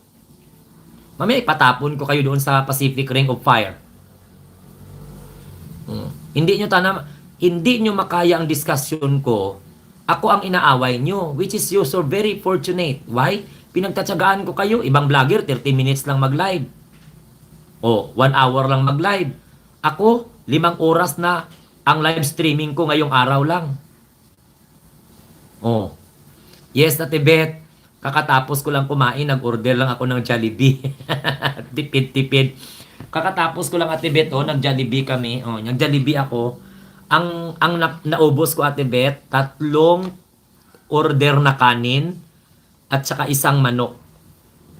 Sa 1 manok na Jollibee, 3 pirasong kanin ang naubos ko. Yan, 3 pirasong kanin ang naubos ko. Ngayon lang po ako nakakatapos. Pasalamat nga kayo, pinagtatsagaan ko kayo. Walang ibang vlogger na nagtatsaga sa inyo dito. Ako lang. Mga DDS kayo, naku. Magsabutanay lang ta, magintindihanay lang ta. Hindi na mamersonal kayo ng comment nyo. Kasalanan ko ba yan kung halimbawa napukpok ko yung mga ulo ninyo? Pwede ba? Dapat you should be thankful, you should be grateful because of my willingness because of my spirit of voluntarism, to teach you, to enlighten you, without forcing you to believe what I am believe in. But please, di ba? Umayos. Malalim kasi yung discussion ko, naunawaan ko naman na mabulok ang mentalidad nyo. Pero nung bago kayo sumuporta kay Digong, matalino man kayo. Maalam man kayo bago kayo sumuporta kay Digong. Eh ngayon, iwan ko bakit nagpakamango kayo o nagpakabobo kayo. Nakakahiya sa mga apo nyo. Ang tatanda nyo na, mango pa rin kayo. Yeah. Ma'am Janet Incaha, maraming salamat sa pag-greet sa atin ng belated happy birthday. Ako, wala akong kapaguran na mag-lecture. O, kung maayos lang ang signal parati, gusto ko mag-lecture sa inyo. Kaya lang, hindi man pwede. No? O, masawa man kayo. Pero ako, hindi man ako nagsawa. Ay, 3 beses na ako nag-live.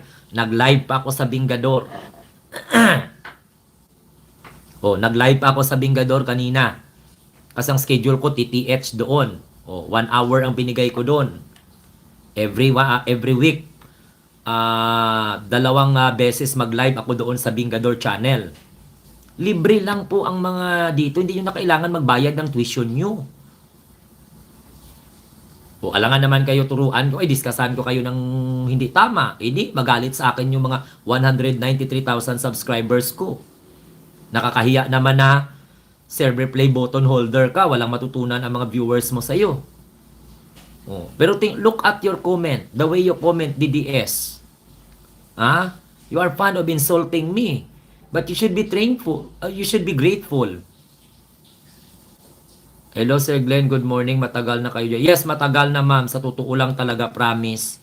Matagal. Kaya lang, wala man. Alanganin naman mag-uwi ma'am. Kaya gumagawa na lang ng diskarte para maka-extend dito.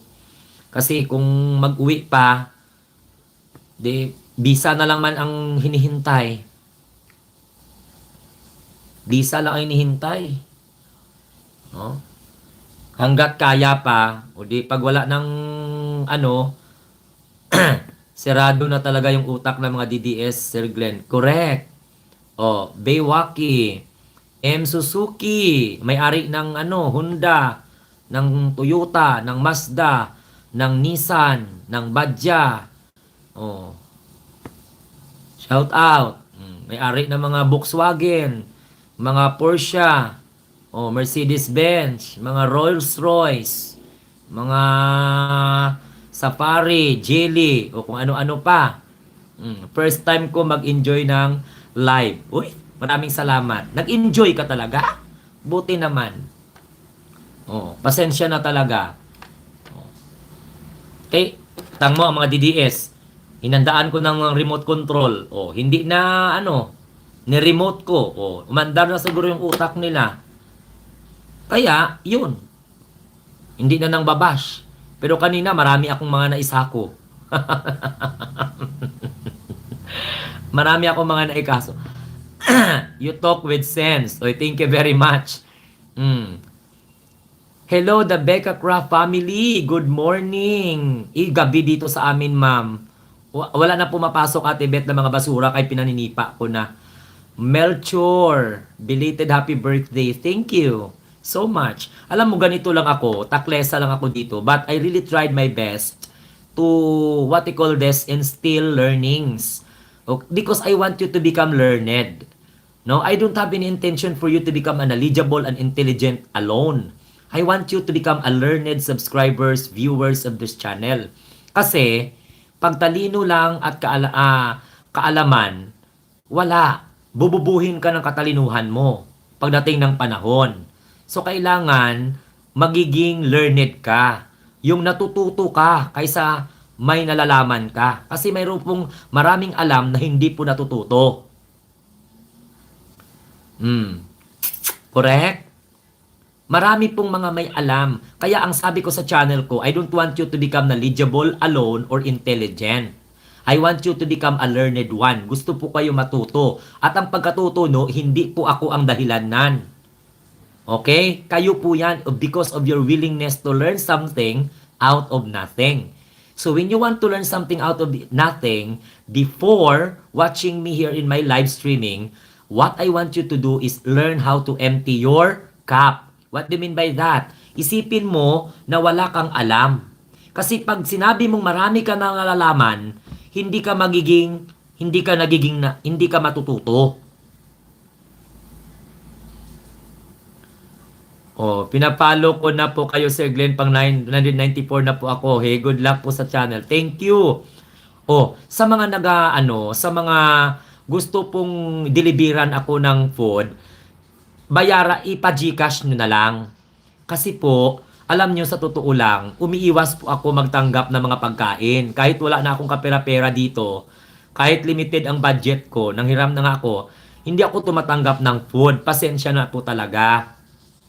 Sa gusto po magbigay sa akin ng pagkain, o worth halimbawa 400, 500, or 1,000, i-GCash na lang. Kasi ako, mapagduda ako. Kasi kung halimbawa mamatay pala ako, Diyos ko, Ginoo ko, Lord, multuhin ko kayo kung may lason. Kasi sa punto na ito, hindi ko pwedeng ipaalam kung nasaan po ang aking lokasyon. Kasi pag mamatay ako ng maaga dito sa Manila, mahihirapan ang pamilya ko mag-retrieve ng bangkay ko. No? Kaya iniiwasan ko na malaman ng mga tao kung nasaan ang aking kaya GCash na lang po ibigay. Maawa na po kayo. 'Di ba? Oh, dapat pang 1 month po 'yun na pang GCash. Ma'am, nakapin po yung GCash ko. Pasensya na talaga ha.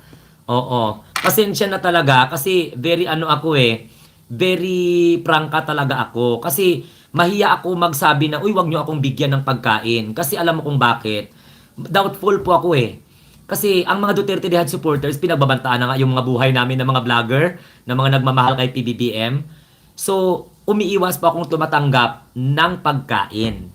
Maliban lang kung kilala ko talaga, tumatanggap po ako ng pagkain. Okay? So, ganun pa rin, magbili naman kayo ng pagkain dyan. Oh. So, magbili naman ako ng pagkain, pera na lang ibigay ninyo. At least, buhay pa ako. Depende na sa akin kung gastusin ko o kung hindi. Total, ang sabi naman ng mga bashers, mukhang pera naman ako. Patunayan na lang natin. Di ba? Total, sabi ng mga DDS, mukhang pera naman ako. Sabi ng mga DDS dito, paano ako magiging mukhang pera kung wala akong natatanggap na pera? Oh, correct? Pasensya na talaga. Mahal nyo si PBBM kasi walang nagawa. Yabuto mo, Lunelo. Mamaya ipaputol namin yan para malaman mo may magagawa. O yan na po yung aking si Sara Duterte, anong may nagawa niya? Nagbilangkad ng sakang niya? Tanga ka. So dyan na po ang aking GCash. Nakapin po yung GCash number ko dyan. Oo, tama po kayo. Baka mga DDS. Alam, ganito, kung wala kayong GCash, may Pimaya naman ako. Kung wala kayong GCash, mayroon naman po akong Pimaya. Oh, walang nagawa kasi bulag kayo. Ginoo ko, gusto ko daw si PBBM kasi walang nagawa. Tangina. Walang nagawa. Kayo, ang mga Duterte, may nagawa. Mag-hire na mga DDS ng mga ngungo.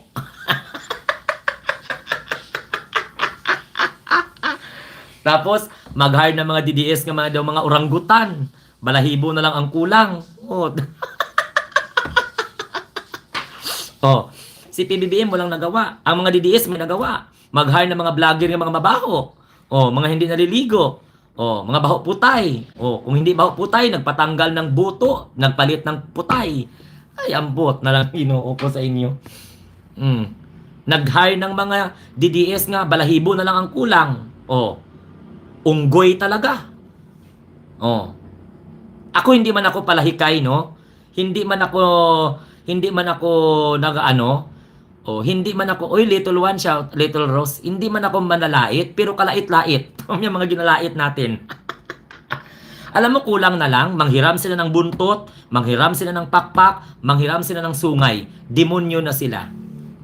Oh. Diba, sa isipin mo, halos lahat ng mga DDS minumura.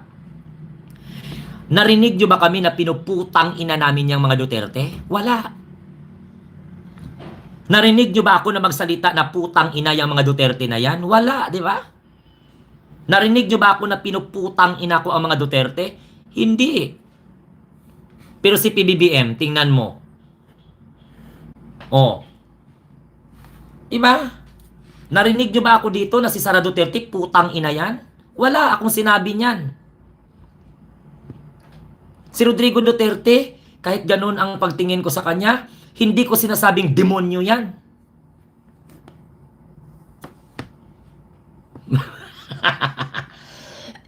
Pero, mukha lang. Ugali lang. Ugaling demonyo, mukhang demonyo. Oh. Pero si PBBM, wagas. Natutuwa kayo, namamalakpak kayo. Ako naninirmon lang ko sa inyo. Tama man? Oh. Ayaw nyo sa akin kaya tinatawag niyo akong bakla. Samantalang ang putay ni Sas nga, piki, gusto nyo? Ano ba yan? Kayo yung nagpunta po kayo na panood ko lahat. Yes, pumunta po ako ng China. Oh. But I am not a pro-China. Alam mo, sa China, ang mga tao doon, walang kaalam-alam sa ginagawa ng gobyerno nila. Nagsigaw nga ako doon na, amin ang West Philippine Sea, hindi man ako nakulong doon. Di ba? Uy, 263 nang mga nanonood. Ako, nagabakasyon lang sa China. 2 beses ako nakarating sa China. Kaya ako alam ko, no? Alam ko ano nangyayari sa China. Siyempre, karo talaga sila magsalita. Wala tayo gawa doon, no? Kahit nga amin tour guide sila punta dito Manila, stay sila Binondo. Kasi dami Chinese Binondo, diba? Oh, pero hindi tayo palagi galit sa ino, no? Kasi sila wala alam gawa kanila gobyerno. Lalo na usapin agawa teritoryo. So hindi sila alam yan. Kaya tayo dapat intindi sa kanila. Tayo pwede welcome tayo sila. Welcome tayo punta kanila lugar. Sila welcome di sila punta atin. Oh. So, in fairness, ako punta doon China 2 beses, iba-iba lugar. So, tour guide China, sila punta Pilipinas. Sila gusto Pilipinas kasi bait tayo eh. No? Bait tayo. Right? So ako punta China, ako lang tapang salita, amin West Philippine Sea. Wala sila alam, di sila intindi. Basta rinig sila sea. Oh. Kita ba? Kita. Tama man. Na-adapt mo na host accent nila. Correct. Alam mo, very important. Very important to know everything. No? So, you need to know, adjust yourself. Very important. Yeah. Pero hindi natin damay bait mga Chino, ha? Kasi para tayo punta doon, madami din Pilipino, China, tira. Pero totoo China, totoo Chinese, sila wala alam gawa kanila gobyerno. Hindi kanila alam away Pilipinas, China pagdating West Philippine Sea. Wala sila kaalam-alam doon. Ako na tanong sa kanila. Si Rodrigo Duterte, hindi ka nila kilala doon. Kayo naman talaga, Hindi lang welcome ang kanila pogo at saka drugs. Collect. Kasi sila pinakakitaan, gobyerno nila, trafficking. O gobyerno nila payag gawa Chinese citizen, punta iba bansa.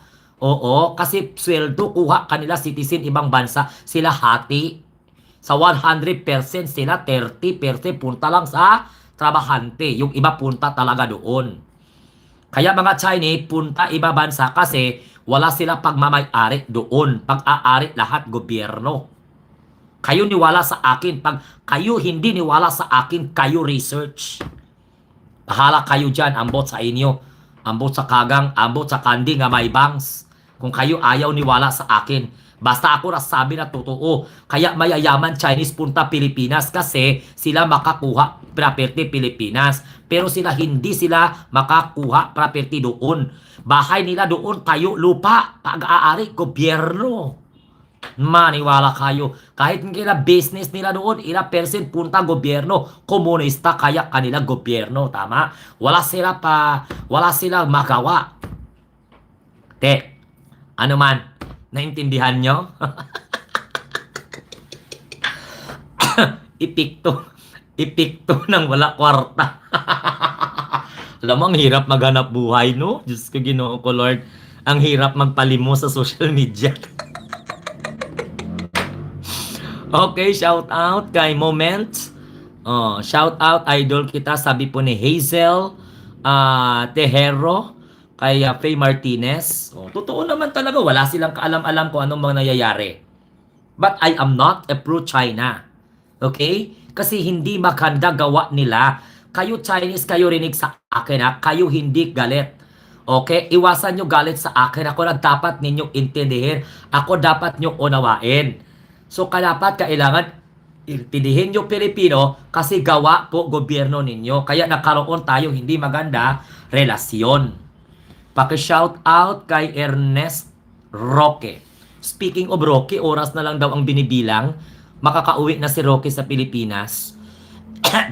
Bakit ako hindi mo binate? Ako hindi kita pangalan mo.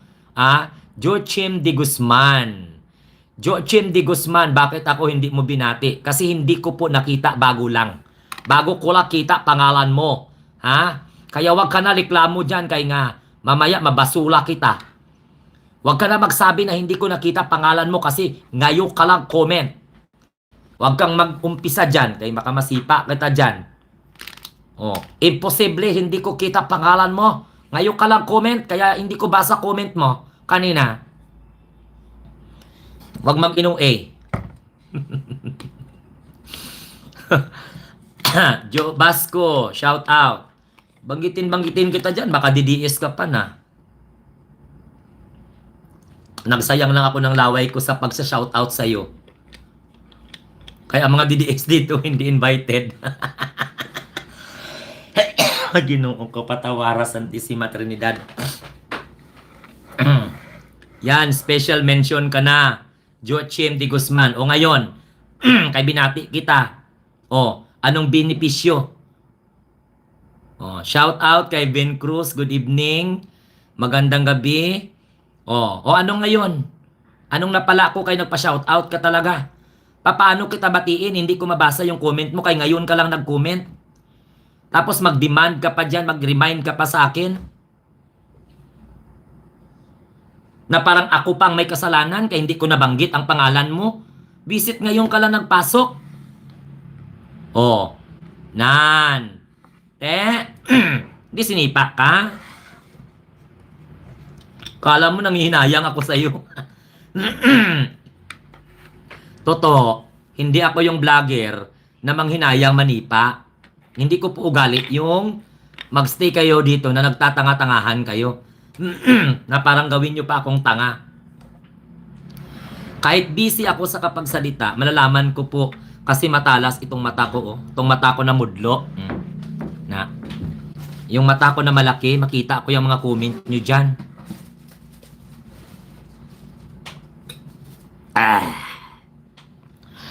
Kaya huwag mag-inerte. Okay? Pag hindi ko mabasa ang comment, huwag magsalita. No? Huwag mo kong turuan. Alam kong gawin ko. Nalasing ko ng tubig.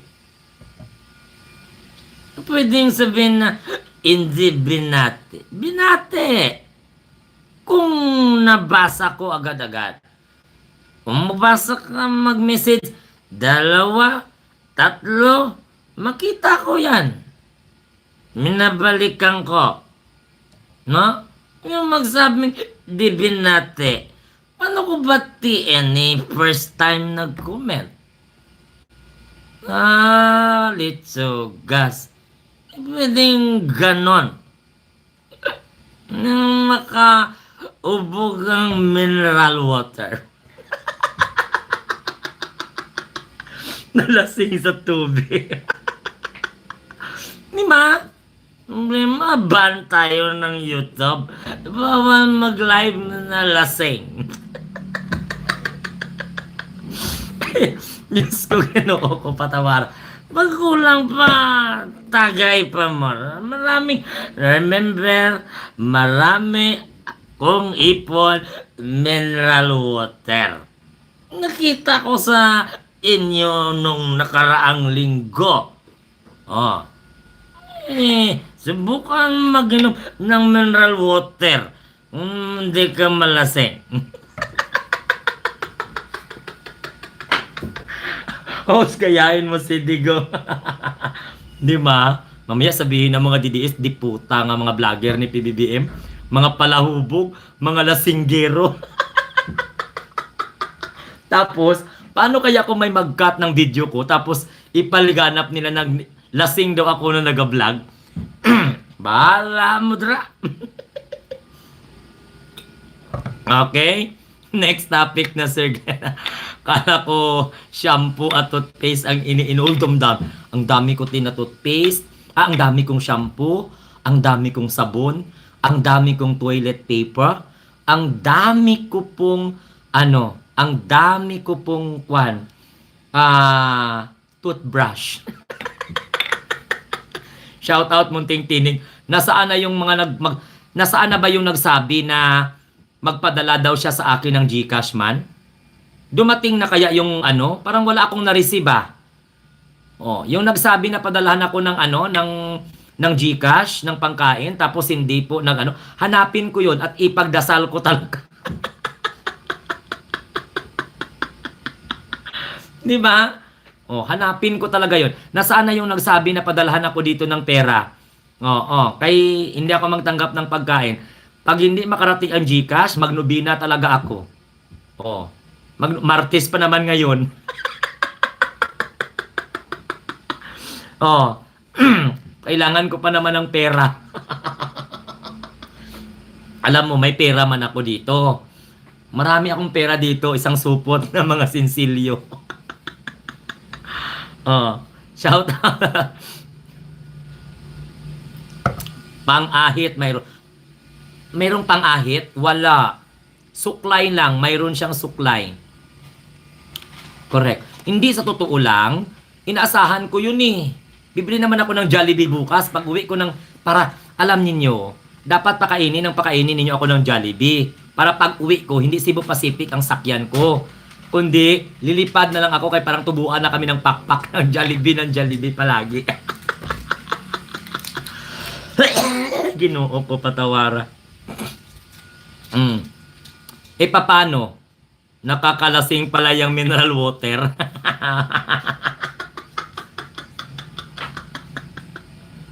Nakakalasing pala ng mineral water. Ganon talaga yon. Hindi man nawagan ko ang LTO. Hello? May grab ang magpadala ng Jollibee. Di ba? May telepono ako dito, tawagan ko. Sir Glenn, bakit pa nawawala yung comment ko? Hello from Japan. Ma'am Emma Takagi. Shout out po kay Ma'am Emma Takagi. Kay Dijuming Konji. Hala, hindi po mawawala yung comment mo kasi naka-blue badge ka.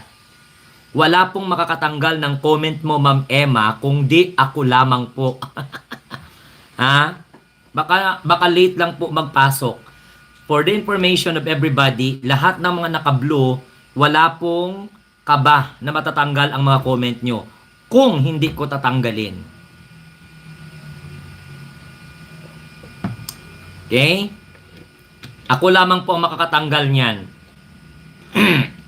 Asa na mga DDS? Nasaan na mga DDS? Ha? Kay mga clown ba mo?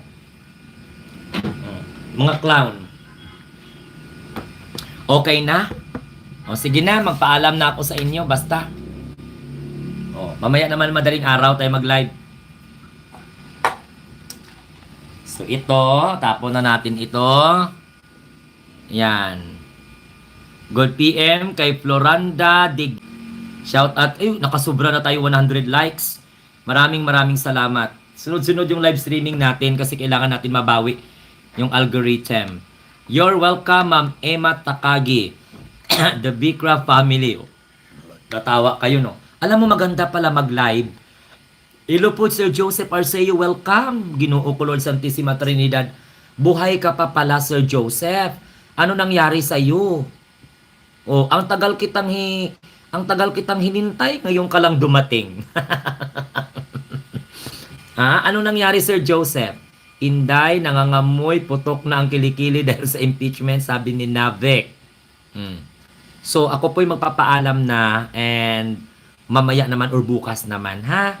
Sige, alas 8 na po kasi ng gabi. Baka mamaya papalayasin kami kaya sobra na akong ingay dito. Kung sa bahay lang na, abot hanggang barangay. Hindi kasi ako sanay mag-live ng mahina. Okay lang yun kapag maayos ko na yung studio ko, lagyan ko ng microphone. Yun ang isa sa mga, oo, ganon magsalita ang papa ko, sir, kapag lasing. Ah, talaga pala, ma'am Breaker. Anong ininom ng papa mo pag malasing? Vinegar? Tuyo? Virgin coconut oil? Gin? Tanduay? Ano man? Namatay. Ay! Ginukukulod sa PC. Magpatawara sa PC. Namatay kasi yung baby ko. Uy, sorry. Uy, condolence, sir. Joseph Arceo. Ayan. Ganun talaga, sir. Sa buhay, may mga nauuna, may nahuhuli. Everything has a reason. Okay? Okay ka naman ngayon, sir. Oh. So, ang importante, positive lang tayo palagi. Ganun naman talaga ang buhay. Minsan, kung sino lang po sa atin ang mauuna, may dahilan po ang lahat ng mga nangyayari sa ating buhay. No? So, yan yung mga bagay na lahat tayo dapat asahan natin yan. Para pag dumating yung mga bagay na yan, hindi na po masyado masakit. Although may sakit, pero hindi masyado.